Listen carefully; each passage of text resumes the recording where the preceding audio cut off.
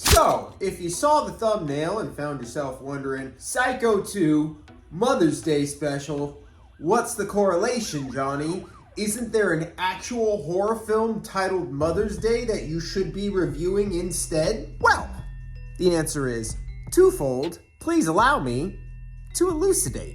First and foremost, yes, there is in fact a horror film titled Mother's Day, and then there's a remake of that film, and then there is a whole other horrific film titled Mother's Day. But Psycho 2 has more mommy issues, and more mommies for that matter, hashtag more mommies, than either of these films combined. Secondly, and more importantly, it's my show, so maybe next year I'll review Mother's Day. Maybe not. Maybe go fuck yourself.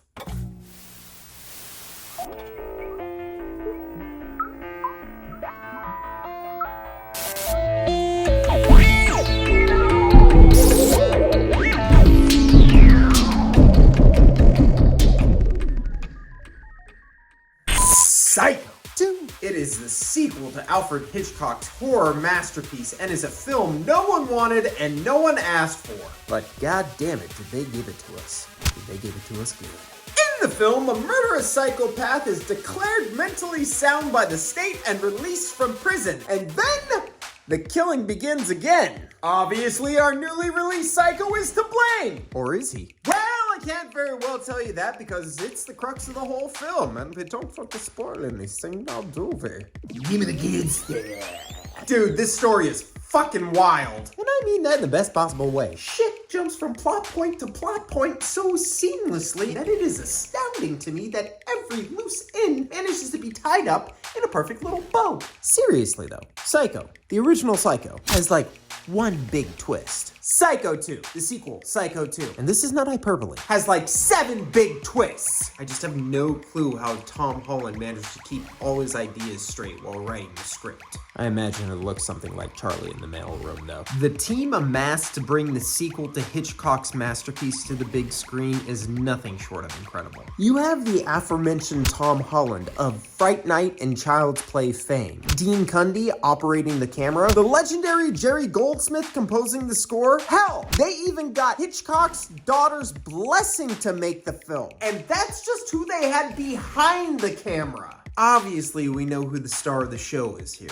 but we'll get to him in a minute. Leading this bitch and supporting cast is Vera Miles, who returns as Lila Crane, now Lila Loomis, and this broad is fucking bonkers. She's just given so much more to do in this film, and it's so awesome that she was down to return to play a more complex version of her original character. Meg Tilly kicks some serious ass as Mary. Apparently, her and Tony Perkins did not get along, like, at all, but their chemistry is unfucking deniable. And Virginia Gregg returns as the iconic voice of Mother, the second scariest voice in all of movie history. We all know the first is Mercedes McCambridge. And then there's the man of the hour. Anthony Perkins is a fucking god. His work in this sequel is arguably better than his career-defining performance in the original. Every line delivery, every mannerism, every breath feels like it was thought about and planned to a T. He not only carries the film, the son of a bitch manhandles this shit, and somehow manages to pull off the unthinkable by making a certified psychopathic serial killer not only sympathetic, likable, and relatable, but goddamn motherfucking heroic, turning in one of the horror genre's best, most tragic leading man performances. And now it's time to talk about... I'm supposed to talk shit about this movie? I have no notes. I'm not prepared. Shit. I am not prepared! I got a couple of bits. Some of it may land. Most probably won't. Only one way to find out. Who the fuck is putting all the holes in the walls of the Bates Motel anyways? They pay like a contractor to come in, or... Yo! Crispy Calamari's construction crew. You got Crispy. How can I help you? 37 peepholes, okay? No, hold on. Is that going to be per room or per building? Every wall. All right. Yeah, no, there will be additional charges for dick-sized holes. Yeah. Norman, is that about, lady? Girls in this house again? I thought you wanted these holes put in. I don't want Someone's you gotta put in these my holes in. salad. Norman? What the fuck are you talking about Norman, a fruit why salad are you for, making lady? so Listen, much noise? you want Come these peepholes here, put in, I gotta make a little bit of noise. I don't need the teenagers bit. Feels like a tacked on producer's note. Dear director, I want teenagers to go see this movie, so be sure you kill some teenagers in this movie.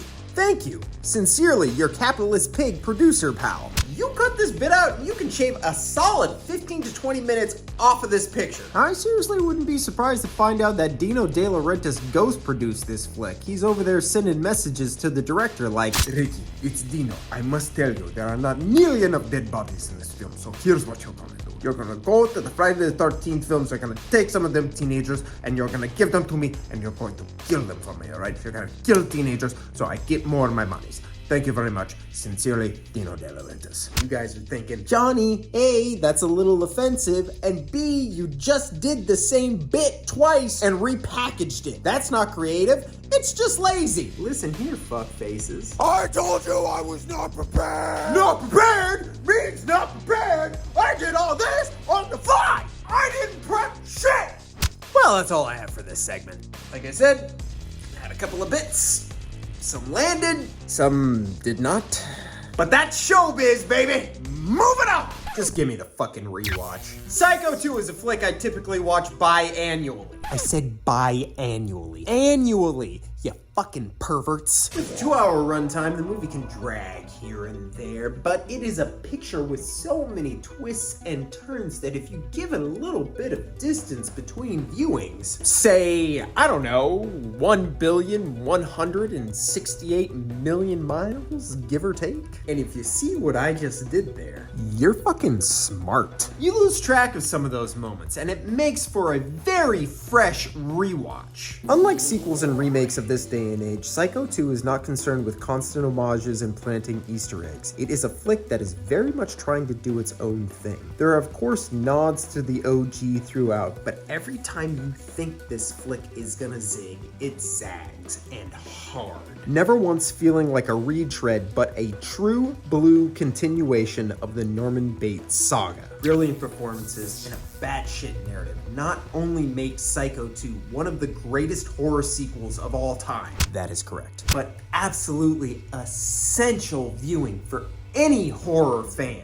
Notice how I didn't spoil anything in this review? It's because I want you to watch this movie as soon as possible. And if you hit me with, well, Johnny, I haven't seen the first Psycho, then get your dick out of my ass and go get yourself some fucking culture, you dingus! Well, that about does it for this episode of the Johnny Horror Reviews. I am your host, Johnny Horror, encouraging all you little rascals to be good to one another, be half-decent human beings, and always remember, a boy's best friend may be his mother, but your mother's best friend is my cock.